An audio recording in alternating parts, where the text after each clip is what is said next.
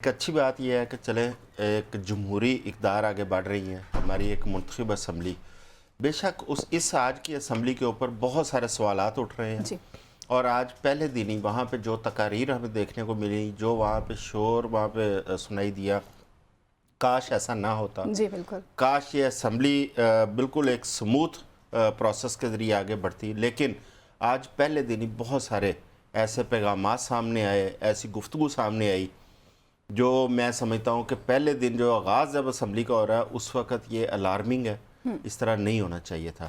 اور سب سے بڑی بات جو آج محمود اچکزئی صاحب کا آپ نے ذکر کیا، جی ان کی تقریر جو ہے وہ بڑی ایک معنی خیز میں سمجھتا ہوں. انہوں نے آئین اور پارلیمنٹ کی بالادستی کی بات کی، جی جمہوریت کے فروغ کی بات کی، لیکن ساتھ انہوں نے بہت ساری ایسی چیزوں کی نشاندہی کی کہ جو ہماری آئین کے لیے، ہمارے پارلیمنٹ کے لیے اور ہماری جمہوریت کے لیے وہ نقصان دہ ہیں. ماضی میں بھی ہم نے نقصان اٹھائے اور مستقبل کی بھی انہوں نے نہ صرف نشاندہی کی بلکہ انہوں نے پاکستان کی تینوں بڑی پارٹیاں جی جس میں Muslim League Noon, Peoples Party, P T I, ان تینوں سے انہوں نے وعدہ مانگا کہ آپ وعدہ کریں کہ ہم مل کر ان چیزوں کو ٹھیک کریں اور آگے بڑھیں. اب وہ چیزیں کیا تھیں؟ دیکھیں، سب سے پہلا جو ان کا ایک انہوں نے نشاندہی کی وہ تھی انتخابات ہونے والی دھاندلیاں، جی بالکل. جس کے اوپر صرف محمود اچکزئی صاحب اکیلے بات نہیں کر رہے، جس کے اوپر آلموسٹ تمام سیاسی جماعتیں بالکل. وہ بات کر رہی ہیں، ماسوائے دو بڑی پارٹیوں کے مسلم لیگ نون اور پیپلز پارٹی بھی جزوی طور پر اس پہ بات کر رہی ہے.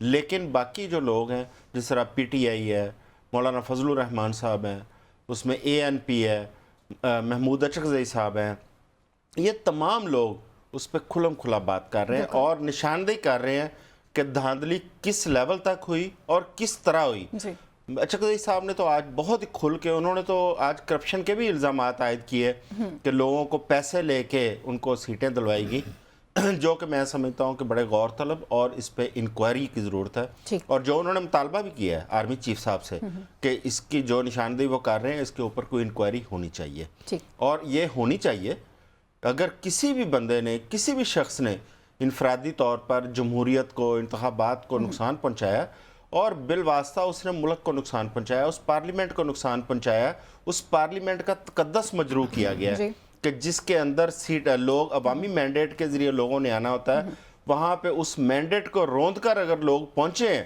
اور یہ بڑے بڑے قادور جو شخصیات ہیں وہ نشاندہی کر رہی ہیں، تو میں سمجھتا ہوں کہ پاکستان کی جو مقتدر ہیں ان کی ذمہ داری میں شامل ہے کہ ان کی گئی نشاندہی کے اوپر فوری طور پر کوئی نہ کوئی ایکشن لیا جائے، اس پہ کمیشن بنائے جائیں، کمیٹیاں بنائی جائیں، جس چیز کی بھی ضرورت ہے.